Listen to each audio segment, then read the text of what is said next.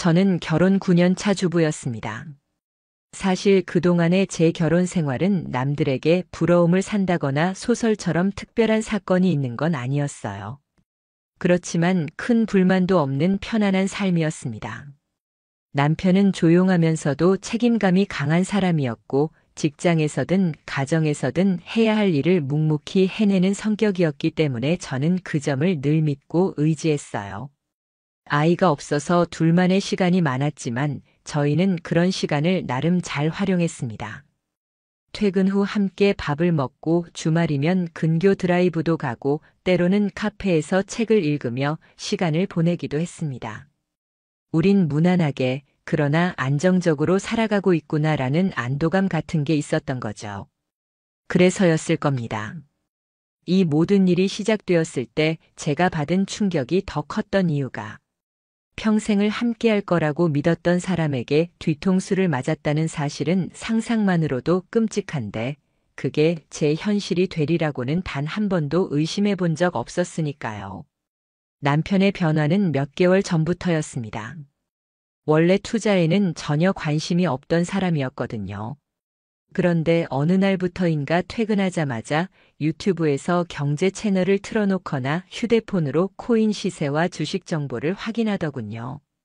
사실 처음에는 그리 이상하다고 생각하지 않았습니다. 요즘은 누구나 재테크에 관심을 가지기도 하고 저도 남편이 부지런히 경제 공부를 하는 모습이 보기 나쁘지 않았습니다. 저도 속으로 이제야 미래를 챙기려는 걸까? 나쁘지 않네 하며 오히려 은근히 흐뭇했을 정도였죠. 하지만 남편은 점점 달라졌습니다. 단순히 공부하고 정보를 보는 수준을 넘어서 밤늦게까지 휴대폰에 몰두하거나 새벽 2, 3시까지 온라인 강의를 듣곤 했습니다. 평소엔 일찍 잠드는 사람이었는데 언제부턴가 새벽마다 파란 휴대폰 불빛이 방 안을 스쳤습니다. 저는 몇 번이나 잠결에 눈을 떴고 그때마다 남편은 무언가를 쓰고 있거나 메시지를 주고받고 있었습니다. 그것도 제가 조금만 인기척을 내면 황급히 화면을 꺼버리곤 했어요. 이쯤 되자 의혹은 피할 수 없게 되었죠. 저는 조심스럽게 물어봤습니다. 일찍 자야 내일 힘든 거 아니야? 도대체 누구랑 그렇게 연락하는 거야? 남편은 별일 아니라는 듯 회사 선배가 소개해준 투자 모임에서 알게 된 사람들과 연락한다고만 했습니다. 얼버무리듯 그리고 대충 넘어가려는 태도였어요. 저는 순간 이상하다고 느꼈지만 굳이 집착스럽게 캐묻고 싶지 않아 의심을 눌렀습니다. 그런데 긴장감은 점점 선명해졌습니다. 아침 식탁에서도 제가 바로 옆에 있는데도 남편은 휴대폰 알림에 눈길을 빼앗기더군요.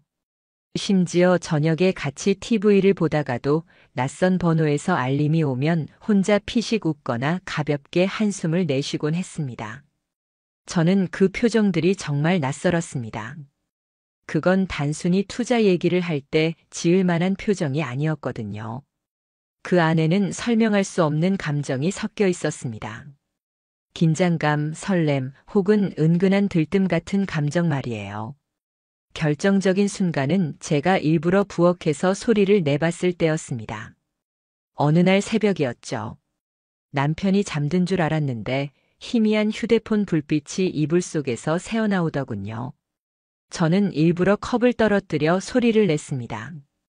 보통이라면 놀라서 고개라도 돌릴 텐데 남편은 그 순간에도 화면에서 눈을 떼지 않았습니다. 마치 주변의 모든 것에 귀를 닫고 오직 그 속 내용에만 몰입한 듯 했죠. 그 모습을 보면서 저는 이상한 안도감 대신 차가운 확신을 느꼈습니다. 이건 단순한 투자 모임이 아니야. 남편은 분명 누군가와 그것도 보통의 관계가 아닌 특별한 관계를 이어가고 있었습니다. 며칠 뒤 상황은 폭발했습니다. 남편이 샤워 중이었고 거실에 두고 간 핸드폰이 울렸어요. 화면에 잠시 알림이 떴습니다. 저는 애써 안 보려 했지만 그 문장은 제 눈을 사로잡을 수밖에 없었습니다. 오늘도 그 사람인 줄 알고 심장 멎는 줄 키읔키읔. 발신인은 채정 투자방. 식은땀이 쏟아지듯 흘렀습니다.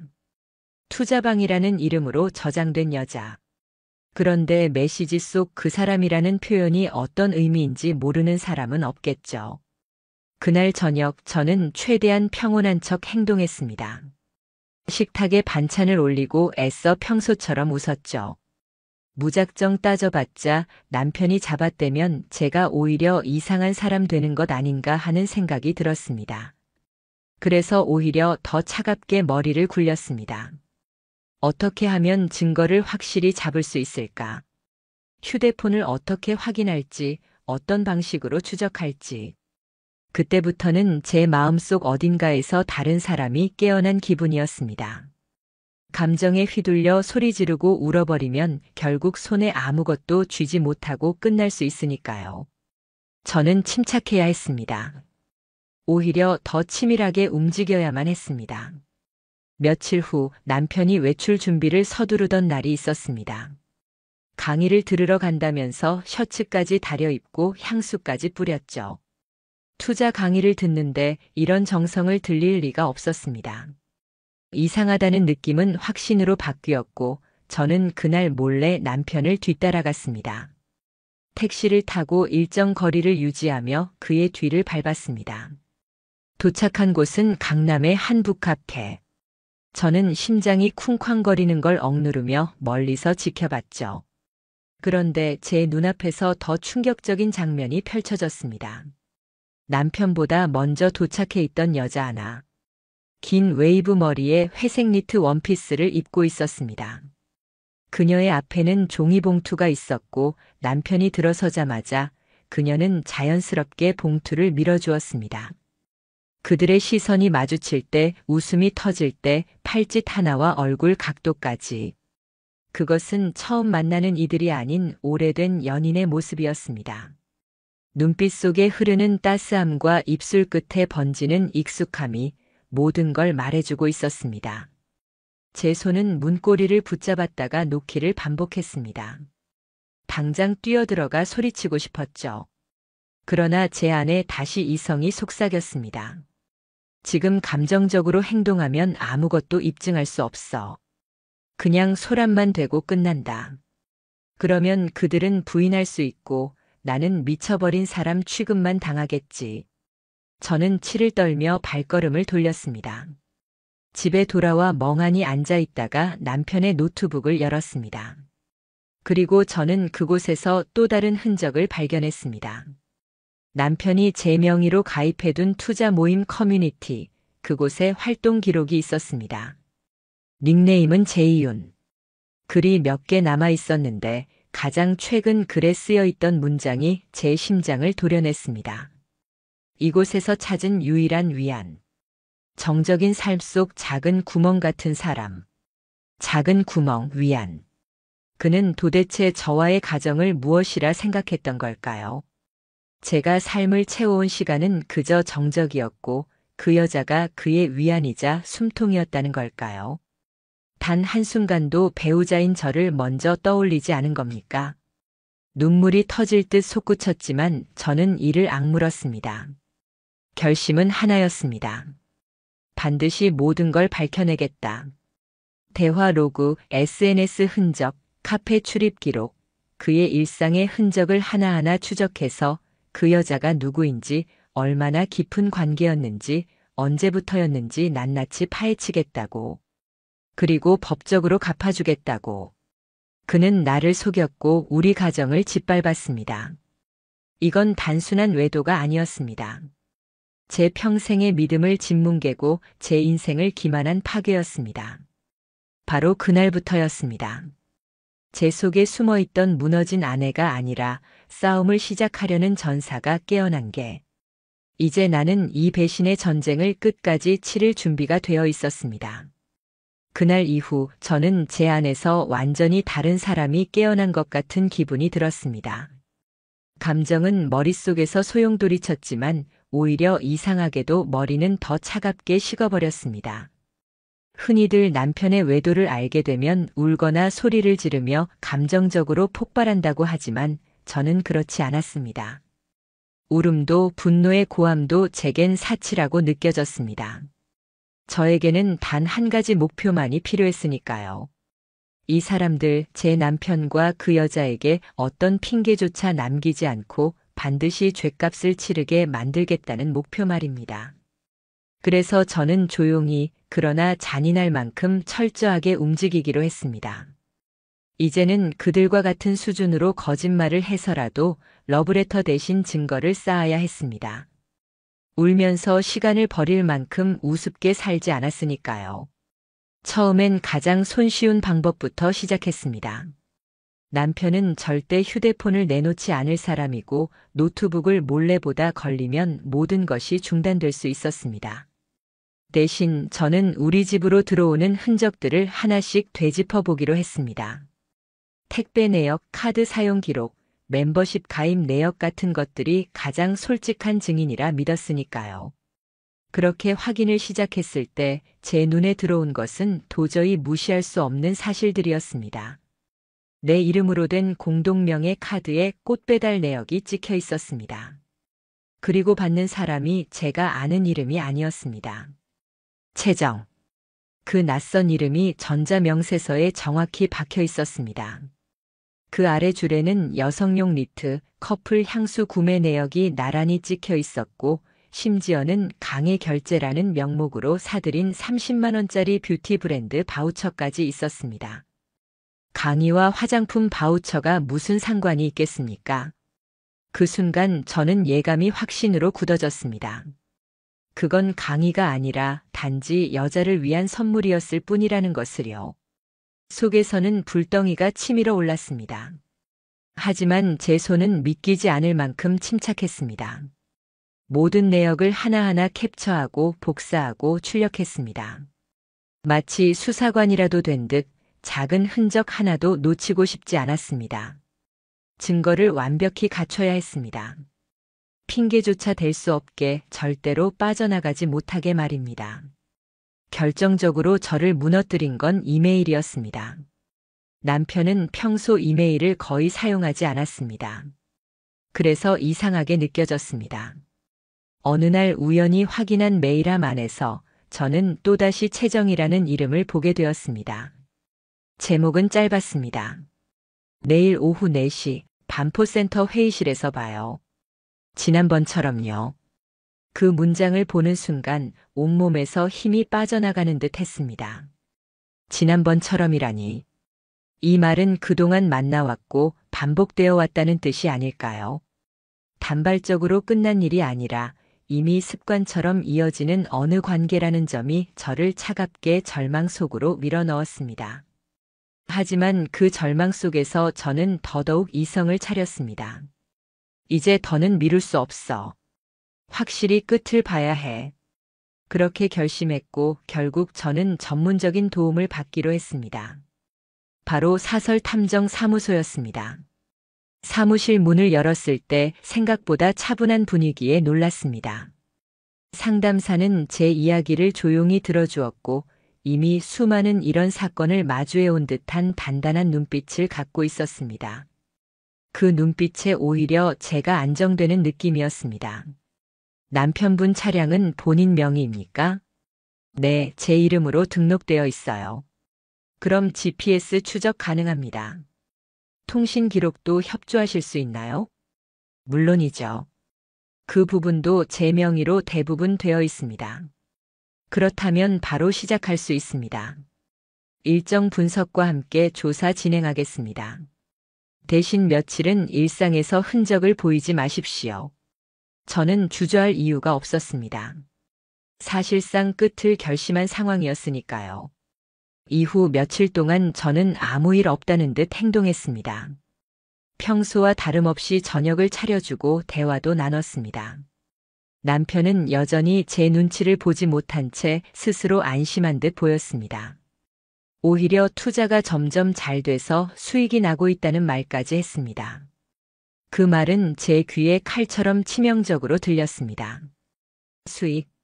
아마 그의 말 속 수익은 오직 그 여자와의 관계가 불러온 짜릿함이겠지요. 일주일쯤 지났을까요? 탐정 쪽에서 연락이 왔습니다. 오늘 확실한 증거를 확보했습니다. 그 말을 듣는 순간 심장이 무너져 내리는 듯 하면서도 한편으론 묘한 해방감이 느껴졌습니다. 드디어 거짓말의 가면을 벗겨낼 수 있겠구나. 영상 속 그는 양복을 깔끔히 차려입고 오피스텔 건물 안으로 들어갔습니다. 그리고 몇 분 뒤 같은 건물에서 한 여자가 나왔습니다. 그녀가 바로 채정이라는 사람이었습니다. 탐정은 그녀에 대해 정보를 알려주었습니다. 나이 36, 과거 보험회사에 다녔고 현재는 부동산 커뮤니티에서 재무 코치로 활동한다는 사실 말입니다. 처음에는 단순히 그런 여자도 있겠지라고 생각했습니다. 그런데 탐정이 사진을 보여주자 제 머릿속에서 무언가가 번쩍 스쳐갔습니다. 그 얼굴. 낯설지 않았습니다. 저는 금세 기억해냈습니다. 바로 제 대학 동기 중 한 명이었습니다. 이름은 잘 알지 못했지만 얼굴은 축제 무대 위에서 춤을 추던 모습으로 기억하고 있었습니다. 강렬했던 그 인상. 바로 그 여자가 제 남편과 불륜을 하고 있었습니다. 제가 무수 차례 남편과 담소를 나누면서 그 사람도 우리 학교를 나왔다더라고 했을 때 남편은 그냥 웃으며 고개를 끄덕였겠죠. 가증스러울 만큼 아무렇지 않게. 그 안에서 둘만의 비밀을 공유하고 있었을 텐데. 그 순간 저는 너무 혼란스러워 손이 덜덜 떨렸습니다. 분노, 배신감, 굴욕심. 온몸에 얹혀있던 9년의 믿음이 순식간에 썩은 종이장처럼 무너지는 기분이었습니다. 잠은 오지 않았습니다. 눈을 감으면 그들의 영상이 떠올랐고 어떤 메시지를 주고받았을지까지 머리에 그려졌습니다.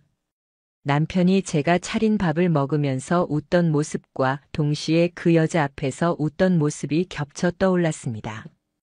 현실이 토악질 나도록 역겨웠습니다. 며칠 뒤 저는 그 여자의 이름으로 활동하는 커뮤니티 프로필을 찾아냈습니다. 그녀는 스스로를 부동산 재무 코치라고 소개하면서도 나는 한 가정의 아내이며 성실한 사회인이다라고 썼습니다. 그 문장을 보자 마치 얼굴에 대고 비웃음을 퍼붓는 듯한 기분이 들었습니다. 어떻게 그렇게 뻔뻔할 수 있을까요? 더 이상 혼자만의 싸움으로는 부족했습니다. 저는 변호사를 찾았습니다. 여성 변호사였고 불륜 소송에 강하다는 평판을 가진 사람입니다. 저는 그간 모아둔 모든 기록을 그대로 꺼내 보였습니다. 계좌 내역, 메시지 캡처, 사진, 영상. 제 손이 떨렸지만 변호사는 담담하게 자료를 살펴본 뒤 고개를 끄덕였습니다. 네. 이 정도면 상간녀 위자료 청구는 충분히 가능합니다. 다만 남편과의 이혼 여부도 명확히 하셔야 할 겁니다. 저는 단호히 말했습니다. 이혼할 겁니다. 저 사람과는 이제 끝이에요. 그리고 그 여자. 절대로 그냥 넘어가지 않을 겁니다. 그 순간 제 안에서 다시 한번 확신이 자리 잡았습니다. 이건 단순한 복수가 아니었습니다. 그동안 제 삶 전체를 무너뜨린 배신에 대한 심판이자 제 존엄을 되찾는 과정이었습니다. 저는 반드시 끝까지 갈 겁니다. 절대로 멈추지 않을 겁니다. 남편과 마주 앉았던 날을 저는 아직도 잊을 수가 없습니다. 그날 밤 저는 냉장고에서 캔맥주 하나를 꺼내어 남편 앞에 툭 던지듯 올려놓았습니다. 그 순간만큼은 제 마음이 이미 돌처럼 굳어 있었습니다. 당신 오늘 반포 쪽 다녀왔죠? 제 질문에 남편은 고개를 갸우뚱하며 저를 보았습니다. 순간적으로 그 표정이 얼마나 가증스러운지 속이 뒤집어질 정도였습니다. 무슨 소리야? 나 오늘 회사에만 있었는데. 그 말이 끝나자마자 저는 노트북을 남편 쪽으로 돌려놓았습니다. 화면 속에는 분명히 남편이 오피스텔 앞에서 채정과 함께 있는 장면이 재생되고 있었습니다. 그 순간 남편의 얼굴빛이 굳어졌습니다. 하얗게 질린 그의 입술이 파르르 떨리고 있었고 결국 그는 한숨을 깊게 내쉬더니 고개를 떨궜습니다. 그리고 내뱉은 첫 마디는 충격적이었습니다. 미안해, 잠깐 흔들렸던 거야. 잠깐 흔들린 것이라고요? 제 안에서 웃음인지 울음인지 모를 끓어오름이 터져 나왔습니다. 저는 떨리는 목소리로 말했습니다. 흔들렸다고요? 당신은 지금 6개월이 넘도록 그 여자와 만나왔어요. 내 이름으로 된 카드로 선물을 사고 내가 번 세금으로 기름 넣고 그 여자와 호텔을 드나들었죠. 이게 흔들린 거예요?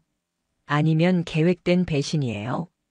제 눈에는 눈물이 맺혔지만 저는 끝내 무너지지 않으려 이를 악물었습니다. 그리고 제 가방에서 서류 한 뭉치를 꺼내 책상 위에 올려놨습니다. 이혼 서류예요. 저는 이미 도장 찍었습니다. 당신이 찍든 말든 저는 절차를 진행할 겁니다. 그리고 이건 그 여자에게 보낼 내용 증명입니다. 상간녀 위자료 청구 바로 들어갑니다. 그 말을 들은 순간 남편은 걷잡을 수 없이 화를 냈습니다. 왜 이렇게까지 해? 나 그냥 외로웠어. 저는 너무 정신이 아득해 오히려 헛웃음이 나왔습니다. 외롭다고요? 당신이?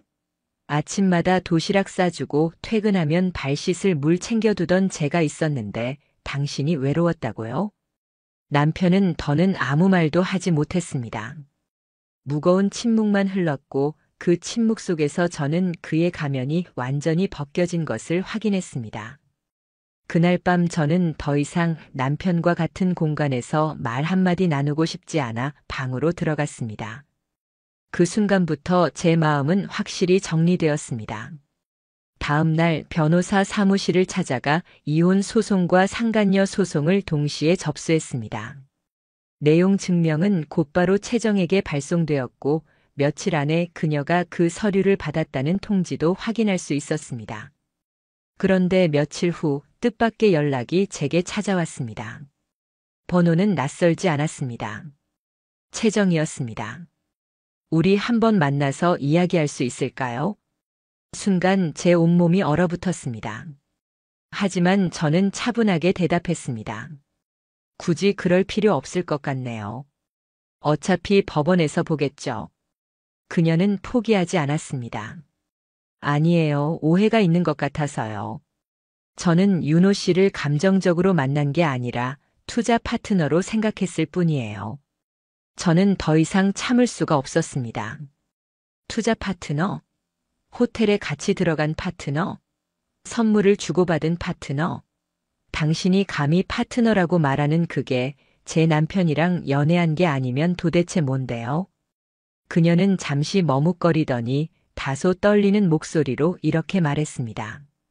저도 결혼을 앞두고 있는 사람이라 이런 상황 정말 당황스럽습니다.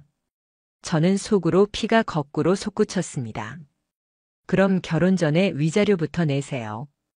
결혼 자금으로요. 저는 그렇게 차갑게 말을 끝내고 전화를 끊었습니다. 그날 이후 남편은 결국 가방 하나만 챙겨 집을 나갔습니다. 그는 한번 돌아보지도 않았고 저 역시 그가 돌아올 자리가 더는 남아있지 않음을 알고 있었습니다. 채정에게는 위자료 청구 소송이 본격적으로 시작되었습니다. 그녀는 처음엔 아무 반응이 없었지만 결국 변호사를 선임해 법정에 출석하겠다는 통보를 보내왔습니다. 이제 진짜 싸움이 시작되는구나. 저는 그렇게 생각했습니다. 재판 당일 저는 무겁게 가라앉은 발걸음으로 법정 안으로 들어갔습니다. 제 옆에는 변호사가 동행했고 맞은편 피고석에는 남편과 상간녀 채정이 나란히 앉아 있었습니다. 그 모습을 보는 순간 제 심장이 크게 요동쳤습니다. 단순히 두 사람을 마주한다는 것 이상의 의미였거든요. 여기가 바로 이제까지의 모든 싸움이 집결된 장소였고 거짓의 탈을 벗겨낼 무대였으니까요. 법정 안 공기는 싸늘했습니다. 채정은 단정한 정장 차림으로 앉아 있었고 얼굴엔 어딘가 억울하다는 기색이 잔뜩 묻어났습니다. 마치 자신이 피해자인 것처럼 말이죠. 누군가 카메라로 그 표정을 잡는다고 해도 사람들은 순간적으로 동정심을 가질 수도 있을 만큼 완벽한 연기였습니다. 하지만 저는 웃음이 났습니다. 진실은 결국 증거 앞에서 드러날 수밖에 없음을 저는 너무나 잘 알고 있었으니까요. 제 변호사는 침착히 자료를 제시했습니다. 원고 측은 혼인 관계 유지 중 피고 남편이 상간녀 채정 씨와 부적절한 관계를 지속해온 증거를 확보했습니다. 원고는 그로 인해 극심한 정신적 피해와 혼인의 붕괴를 겪었습니다. 이어서 차례차례 증거들이 제출되었습니다. 영상, 메신저 대화 캡처, 오피스텔 출입 기록, 카드 내역서. 그 모든 것이 거짓을 용납하지 않는 무게로 법정 중앙에 놓였습니다.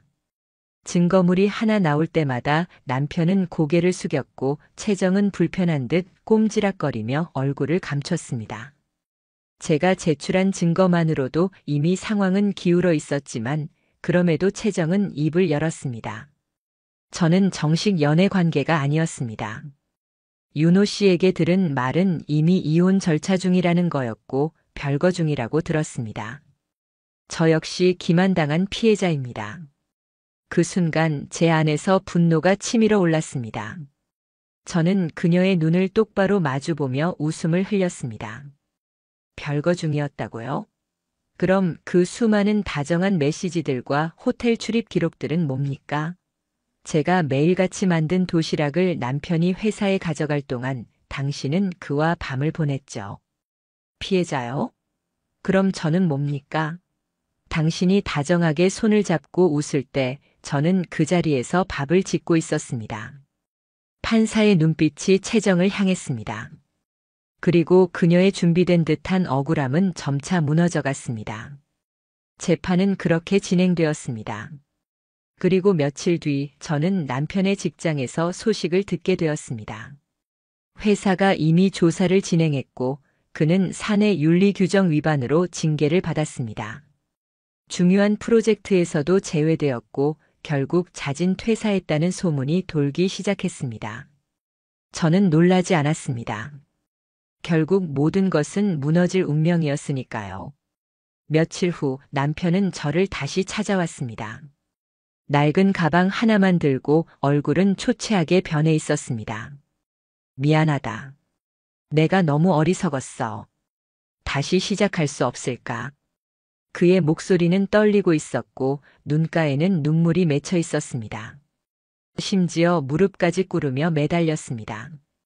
그 여자한테도 나 이용당한 거야. 결국 남은 건 너뿐이야. 나 이제 아무것도 없어. 저는 그 말을 듣고 오히려 차갑게 웃음이 났습니다. 그래요, 맞아요. 당신 이제 아무것도 없어요. 하지만 그건 제가 바란 결과가 아닙니다. 당신 스스로가 초대한 결과예요. 저는 이제 당신을 남편으로도 사람으로도 신뢰하지 않습니다. 저는 이미 끝났다고 했습니다. 기억 안 나세요? 저는 끝까지 간다고 했죠. 그날 이후 남편은 제 앞에서 완전히 무너져 내렸습니다. 그리고 저는 더 이상 그를 돌아보지 않았습니다. 한편 채정의 몰락도 시작되었습니다. 그녀는 SNS를 전부 삭제했고 자신이 활동하던 부동산 커뮤니티에서도 사라졌습니다. 강사로 강연을 나가던 몇몇 기업들도 계약을 끊어버렸다는 이야기가 들려왔습니다. 무엇보다 충격적이었던 건 그녀에게 약혼자가 있었다는 사실이었습니다. 지방에서 사업을 하던 한 남성이었는데 이번 사건이 알려지자 바로 파혼했다고 합니다. 한때 모든 걸 다 가진 것처럼 보였던 두 사람이 불과 몇 달 만에 이렇게 무너져 내릴 줄 누가 예상했을까요? 하지만 저는 알고 있었습니다. 거짓으로 쌓은 삶은 금세 균열이 생기고 언젠가 무너질 수밖에 없다는 것을요. 판결날 아침은 하늘이 잔뜩 흐려 있었습니다. 부슬부슬 내리는 비가 우산 위에 조용히 부딪히는 소리만 들려왔습니다. 저는 천천히 법원으로 향했습니다. 발걸음 하나하나가 무겁게 느껴졌습니다. 지난 3달 동안 저는 매일같이 싸웠습니다. 증거를 모으고 법정에 서고 끝없는 신문을 견뎌냈습니다. 이제 마지막 순간 결론을 마주할 시간이 찾아온 것입니다. 법정 안에 앉아 있는데 제 심장은 미친 듯이 뛰었습니다. 제 옆에는 변호사가 앉아 있었고 맞은편에는 남편과 채정이 고개를 떨군 채 나란히 앉아 있었습니다. 저를 한때 믿음과 사랑의 이름으로 묶었던 사람, 그리고 그 곁에 있던 또 다른 여자. 불과 몇 달 사이에 제 삶을 송두리째 뒤흔든 두 인간이 제 눈앞에서 초라하게 앉아있는 모습을 보면서 묘하게도 마음이 차분해졌습니다. 더는 떨리지 않았습니다. 저는 이제 결과를 기다릴 뿐이었고 이미 제 자신을 잃지 않았다는 것만으로도 충분히 승리한 기분이었습니다. 잠시 정적이 흘렀고 판사의 목소리가 울려 퍼졌습니다. 피고는 혼인관계 유지 중 배우자와 부적절한 관계를 지속한 사실이 인정됩니다. 이에 따라 원고가 정신적 피해를 입었음은 명백합니다. 피고 최정은 원고에게 위자료 2천만 원을 지급할 것. 피고 윤호는 본 소송과 별개로 이혼 조정 대상자에 해당하며 마지막 문장이 끝나는 순간 제 눈가가 뜨거워졌습니다. 수많은 날 밤을 울며 버텼고 증거를 모으며 몸을 혹사시켰고 분노와 굴욕에 짓눌렸던 그 시간이 한순간에 떠올랐습니다. 하지만 이번엔 눈물이 달랐습니다. 억울해서 서러워서 흘리는 눈물이 아니라 끝이 났다는 안도감에서 흘러나오는 눈물이었습니다. 판결을 듣고 최정은 입술을 세게 깨물며 법정을 빠져나갔습니다. 남편은 고개조차 들지 못한 채 멍하니 자리에 주저앉아 있었습니다. 마치 모래주머니처럼 무너져 내린 그의 모습. 저는 그가 가진 모든 것이 무너지는 순간을 지켜보았고 그것이 바로 그가 자초한 결과라는 사실을 다시 확인했습니다. 몇 주 뒤 저에게 들려온 소식은 충격적이면서도 어쩌면 예상했던 일이었습니다. 최정은 판결로 위자료를 지급하라는 명령을 받았지만 정작 돈을 마련하지 못했습니다.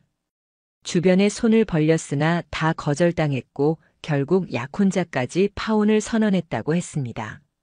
한때 그녀가 자랑하던 삶의 모든 기반은 단 몇 달 만에 다 무너져 내렸습니다. SNS 계정은 사라졌고 그녀를 초청했던 강연도 연이어 취소되었으며 그녀를 향한 조롱과 분노의 글들이 온라인에 퍼지기 시작했습니다. 기만적인 투자 코치, 위선적인 사회인이라는 말들이 꼬리표처럼 따라다녔습니다. 남편 또한 비참한 몰락을 피하지 못했습니다. 퇴사 이후 여러 회사로 이직을 시도했지만 이미 업계에 이름이 돌았는지 번번이 실패했다고 합니다. 신중하던 인사 담당자들이 그를 기피했다는 이야기도 들려왔습니다. 결국 그는 고시원으로 들어갔다는 소문이 마지막이었고 더 이상 저에게 연락할 용기조차 내지 못했습니다. 하지만 참 신기했습니다. 불과 몇 달 전까지만 해도 그들을 생각하면 분노와 증오가 치밀어 올랐는데 이제는 그럴 필요조차 느껴지지 않았습니다. 오히려 감사한 마음이 들 정도였습니다. 그렇게 잔인하고 철저하게 배신당했기 때문에 저는 오히려 진짜 제 자신을 다시 찾을 수 있었으니까요. 그 후로 저는 법률 상담소나 여성센터를 자주 찾았습니다. 저와 같은 처지에 놓여 있는 사람들을 돕고 싶다는 마음이 생겼기 때문입니다. 가정을 지키기 위해 끝까지 버티려 했던 아내에서 이제는 다시 일어난 사람으로 제 자리가 바뀌었습니다. 법원에서 나오던 날 하늘은 여전히 흐려 있었지만 금세 비가 그쳤습니다. 구름 사이로 햇빛이 스며들며 제 앞길을 밝혔습니다. 저는 그 자리에 서서 깊게 숨을 들이마시고 이렇게 속삭였습니다. 이제 진짜 끝났어. 그리고 나는 다시 시작할 거야. 그 말은 누구에게 들려주기 위한 말이 아니었습니다. 제 자신을 향한 선언이었습니다. 다시는 누구의 그림자 속에서 무너져 있지 않겠다는 약속, 이제는 제 삶을 제 손으로 빛나게 만들겠다는 다짐. 그 순간 저는 비로소 알 수 있었습니다. 저는 패배자가 아니라는 사실을. 오히려 모든 걸 잃어버린 줄 알았던 제가 이제야 처음으로 제 자신을 되찾았다는 사실을요.